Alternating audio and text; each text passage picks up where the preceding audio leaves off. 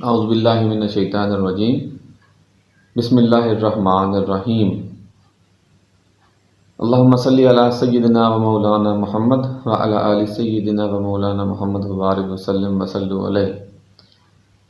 میں ڈاکٹر اکمل عزیز مرزا۔ دوستو، آج میرا جو ٹاپک ہے وہ فالج کے متعلق ہے، یعنی سٹروک کے متعلق ہے۔ فالج ایک ایسی بیماری ہے جو کہ ہمارے معاشرے میں بہت زیادہ پائی جا رہی ہے، اور یہ ایک ایسی بیماری ہے جس کا انسان کو پتہ بھی نہیں چلتا اور یہ انسانی جسم کو لاحق ہو جاتی ہے۔ تو پچھلے ہی دنوں ایک ایسا کیس تھا جو میرے علاقے میں ہی تھا کہ ایک بندے کو فالج کا اٹیک ہوا، تو کچھ بندوں نے یہ کہا کہ اس کو کسی اسیب کا سایہ ہے، وہ بے ہوش ہے، تو اس کو جھٹکے لگ رہے ہیں یا اس طرح کا کوئی مسئلہ ہے۔ حالانکہ اس کو فالج کا مسئلہ تھا۔ جب اس کی ہاسپٹل میں تشخیص ہوئی تو وہ فالج کا مریض ہی تھا۔ اس لیے میں نے یہ سوچا کہ یہ بیماری عام ہر علاقے میں پائی جا رہی ہے، اور میرے سامنے ایسے اور بھی بہت سے کیس آئے ہیں، لیکن یہ ایک ایسا کیس تھا جو میں نے سوچا ڈسکس کروں تاکہ ان لوگوں تک بھی میرا پیغام پہنچ جائے جو لوگ اس کو اسیب کا سایہ سمجھتے ہیں، جنات کا سایہ سمجھتے ہیں، حالانکہ یہ ہوتی بیماری ہے جو کئی دفعہ ہمیں سمجھ نہیں آتی۔ تو دوستو، فالج ایک ایسی بیماری ہے جس میں ہمارے جسم کے مختلف اعضاء جو ہیں وہ کام کرنا چھوڑ جاتے ہیں۔ فالج جو ہے بیسیکلی دو قسم کا ہوتا ہے، ایک کو ہم اسکیمک سٹروک کہتے ہیں اور دوسرے کو ہم ہیمریج سٹروک کہتے ہیں۔ یعنی دو قسم کا فالج ہوتا ہے، ایک اسکیمک سٹروک یعنی کہ ایسا فالج جس میں خون کی نالیوں میں خون جمع ہو کر لوتھڑا بن جاتا ہے، جس کو ہم تھرمبس کہتے ہیں۔ اور دوسرا ایسا فالج ہوتا ہے کہ جس میں انسانی جسم کی جو کوئی بھی رگ ہے، وہ دماغ کی رگ جو ہے وہ پھٹ جاتی ہے، جس کی وجہ سے مریض جو ہے فالج کا شکار ہو جاتا ہے۔ تو یہ دو ایسی اقسام ہیں کہ جو بہت زیادہ پائی جا رہی ہیں۔ اور تیسرے نمبر پر ایک ایسی قسم ہے کہ جس میں بندے کو، کسی بھی مریض کو فالج کا اٹیک ہوتا ہے، لیکن وہ 10-15 منٹ کے بعد وہ مریض ٹھیک ہو جاتا ہے۔ اس کو ہم TIA یعنی ٹرانزینٹ اسکیمک اٹیک کہتے ہیں۔ یہ ایک ایسا اٹیک ہے جو کہ کچھ دیر کے لیے ہوتا ہے اور بعد میں یہ بالکل ٹھیک ہو جاتا ہے۔ لیکن یہ سٹروک جو ہے، فالج جو ہے، یہ ان مریضوں کے لیے الارمنگ سچویشن پیدا کرتا ہے کہ اس کو دوبارہ بھی فالج کا اٹیک جو ہے وہ ہو سکتا ہے۔ تو جس کسی کو بھی TIA یعنی کہ عارضی فالج کا اٹیک ہو تو اس کو بالکل تیار رہنا چاہیے کہ اس کو کسی بھی وقت فالج کا دوسرا اٹیک بھی ہو سکتا ہے۔ تو کئی دفعہ یہ انسانی جسم میں مختلف علامات کو چھوڑ جاتا ہے، لیکن زیادہ تر یہی ہے کہ وہ مریض بالکل ٹھیک ہو جاتا ہے، لیکن وہ دوبارہ واپس آ سکتا ہے۔ اس کے علاوہ یہ فالج جو ہے قریباً 50 سال سے زیادہ کی عمر میں جو ہے یہ فالج کا اٹیک ہوتا ہے۔ اوسطاً عمر تو 65 سال ہے، لیکن 50 سال سے بھی زیادہ 50 سال سے زیادہ مریض کے عمر میں مریضوں کو ہو جاتا ہے۔ تو ابھی جو اس کی ریشو چل رہی ہے، یہ 15 سے 50 سال کے درمیان میں بھی فالج کا اٹیک کسی بھی وقت ہو سکتا ہے۔ اس کے بعد میں آپ کو بتاؤں کہ پاکستان میں جو ہے وہ اوسطاً دنیا میں 65 ایئرز اولڈ جو بندے ہیں ان کو ہوتا ہے، اور پاکستان میں یہ 55 ایئرز تک بھی لوگوں کو فالج ہونا شروع ہو چکا ہے۔ قریباً 1000 پیشنٹس ہوتے ہیں جن کو فالج ہوتا ہے، اور ان میں سے قریباً 400 پیشنٹ جو ہیں ان کی وہ ڈیتھ ہو جاتی ہے۔ اس کے بعد 30% کمی اگر ہم بلڈ پریشر کو کنٹرول کر لیں تو 30% جو ہے ہم بچ سکتے ہیں فالج کے عمومی جو ہے پرسنٹیج سے۔ 30% لوگ بچ سکتے ہیں جو کہ اپنے بلڈ پریشر کو کنٹرول کر لیتے ہیں۔ اس میں جو کازز ہوتی ہیں، اس کی سب سے بڑی کازز میں یہ ہے کہ جو لوگ تمباکو نوشی کرتے ہیں، پان لیتے ہیں، نسوار لیتے ہیں، شیشہ لیتے ہیں، حقہ لیتے ہیں، سگریٹ نوشی کرتے ہیں،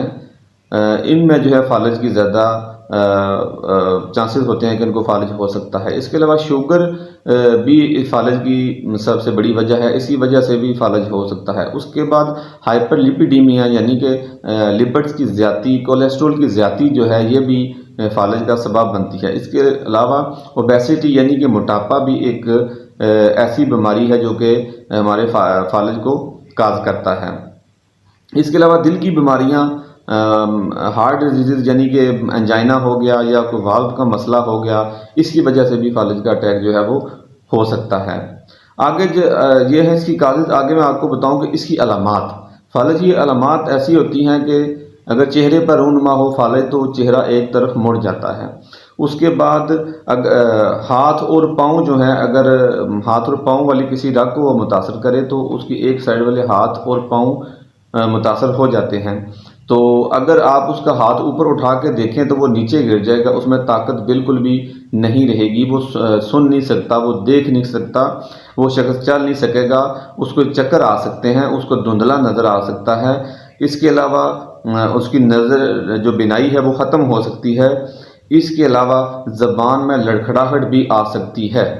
آپ اپنے معاشرے میں ارد گرد میں اگر کوئی ایسا مریض دیکھیں جو کہ بے ہوش پڑا ہوا ہے، وہ سن نہیں رہا، دیکھ نہیں رہا، آپ کی بات کا جو ہے وہ جواب نہیں دے رہا،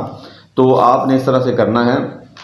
کہ آپ نے اس کو یہ نہیں سمجھنا کہ اس پہ کسی چیز کا سایہ ہے یا اس کو کوئی مسئلہ ہو گیا ہے، جنات کا اثر ہے۔ آپ نے فوری طور پر سمجھ لینا ہے کہ یہ بندہ بول نہیں سکتا، چل نہیں سکتا، بات نہیں کر سکتا، لڑکھڑا رہا ہے، زبان اس کی کام نہیں کر رہی، بے ہوشگی ہے، یا منہ ایک طرف مڑ رہا ہے، یا ہاتھ پاؤں اس کے کام نہیں کر رہے، تو آپ نے یہ سمجھ لینا ہے کہ اس کو فالج کا اٹیک ہو چکا ہے، تو اس کو آپ نے فوری طور پر ہاسپٹل بھیجنا ہے۔ اس کے بعد انویسٹیگیشن اگر آپ اس کی ہوگی ہاسپٹل میں جا کے، تو ایم آر آئی اور سی ٹی اسکین میں ہمیں یہ کنفرم ہو جاتا ہے کہ آیا کہ یہ اسکیمک ہے یا ہیمریجیکل اسٹروک ہے، یعنی کہ اس کی رگ کوئی پھٹ گئی ہے، بلڈ ویسل پھٹی ہے، یا کوئی اس میں کوئی کلاٹنگ آ گئی ہے۔ اس کے بعد یہ ہے کہ ہاسپٹل میں پیشنٹ کو داخل کروا دینا چاہیے، منہ کے ذریعے اس کا کھانا پینا جو ہے وہ بند کر دینا چاہیے، اور اچھی جو ہے وہ نرسنگ کیئر اس کو پرووائڈ کرنی چاہیے۔ وہ اسی صورت میں ہو سکتا ہے کہ جب پیشنٹ ہاسپٹل میں جو ہے وہ ایڈمٹ ہو جائے گا، تو وہاں پہ اس کو اچھی نرسنگ کیئر ملے گی، ٹائم پہ اس کو NGs وغیرہ پاس ہوں گی، خوراک کی نالی لگے گی، پیشاب کی نالی لگے گی، ٹائم پر اس کا جو ہے وہ کھانا پینا اس کو دیا جائے گا، اور یورین کے لیے، چھوٹے پیشاب کے لیے اس کو نالی لگائی جائے گی تاکہ وہ ایزلی وہاں سے وہ ایکسکریٹ کر سکے۔ اب اس کے بعد اگلا فیکٹر یہ آ رہا ہے کہ ہم اس سے بچیں کیسے، ہم کس طرح اس سے بچ سکتے ہیں۔ تو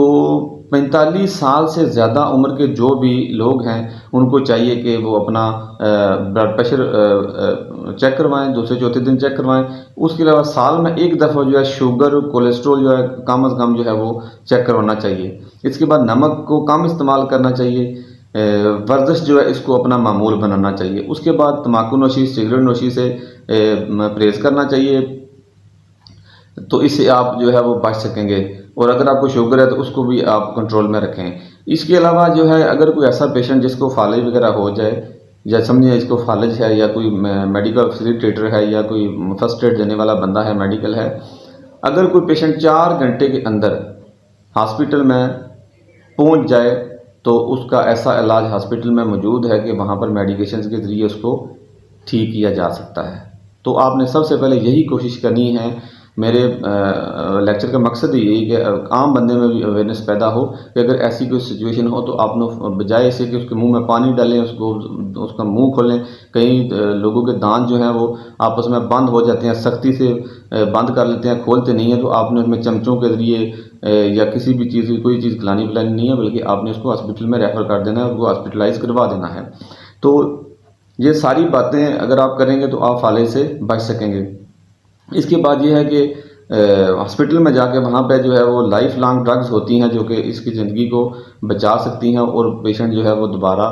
ٹھیک ہو سکتا ہے۔ اور آخر میں آپ کو بتاؤں کہ ریہیبلیٹیشن جو ہے سینٹر اس کو جانا چاہیے، یا اس کی ریہیبلیٹیشن ہونی چاہیے، یعنی کہ اس کی فزیو تھراپی ہونی چاہیے، اس کی سپیچ تھراپی ہونی چاہیے، اس کو کوئی واکر وغیرہ لے کے دینی چاہیے، کوئی چھڑی وغیرہ لے کے دینی چاہیے، یا کوئی ایسا اکوپمنٹ لے کے دینا چاہیے کہ جس کی وجہ سے اس کی جو ہے ایکسرسائز ہو سکے، اور اس کا جو بھی اعضاء متاثر ہے اس ورزش کے ذریعے وہ اعضاء جو ہے وہ اس کا ٹھیک ہو سکے۔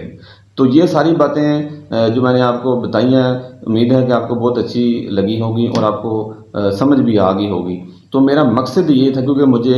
میں تو کافی عرصے سے اس فیلڈ سے ریلیٹڈ ہوں، ایسے پیشنٹ بہت دیکھنے کو ملتے ہیں، لیکن اس دفعہ جو پیشنٹ ملا ہے تو میں نے سوچا کہ ڈسکس کر لوں اور آپ کو یہ سمجھا بھی دوں کہ اگر کوئی ایسا پیشنٹ ہو جو بے ہوش ہو، بول نہ رہا ہو، ہاتھ پاؤں نہ ہلا رہا ہو، یا اس کا کوئی چہرہ ایک طرف مڑا ہوا ہو، تو اس کو فوری طور پر آپ نے ہاسپٹل میں ایڈمٹ کروانا ہے، تاکہ وہاں پر جا کے وہاں پہ جو نیورو سرجن ہیں، جو میڈیکل اسپیشلسٹ ہیں، یا جو بھی اسٹروک کے متعلقہ ڈاکٹر ہیں، تاکہ اس فوری طور پر اس کو ایڈمٹ کر کے اس کا علاج شروع کر دیں، نہ کہ آپ کسی ایسے بندے سے علاج کروائیں جس کا اسے پتہ ہی نہ ہو کہ اس کو کیا ہوا، وہ جو بہت بے ہوش سمجھ کے اس کو ٹیکے ڈرپ وغیرہ لگاتا رہے۔ تو یہی اویئرنیس پھیلانے کا مقصد میرا یہی ہے، لیکچر دینے کا مقصد یہی ہے کہ میں عوام میں اتنی اویئرنیس پیدا کر سکوں کہ وہ کسی عطائی ڈاکٹر کے ہتھے نہ چڑھیں، کم از کم وہ ایسی جگہ پر پہنچ جائیں جہاں پہ ان کو ہر قسم کی فیسلٹی ملے۔ آج کل تو ڈی ایچ کیو وغیرہ یا چھوٹے جو فرسٹ ایڈ سینٹر ہیں گورنمنٹ کے بھی اویلیبل ہیں جہاں پہ ڈاکٹر موجود ہیں۔ ہمیں چاہیے کہ ہم ان پہ توجہ دیں اور وہاں پہ پیشنٹ جو ہے فوری طور پر بھیجیں، تاکہ آگے وہ ٹرشری کیئر کے لیے جو ہے وہ بڑے ہاسپٹل میں پیشنٹ چلا جائے اور اس کی زندگی بچ سکے، نہ کہ ہم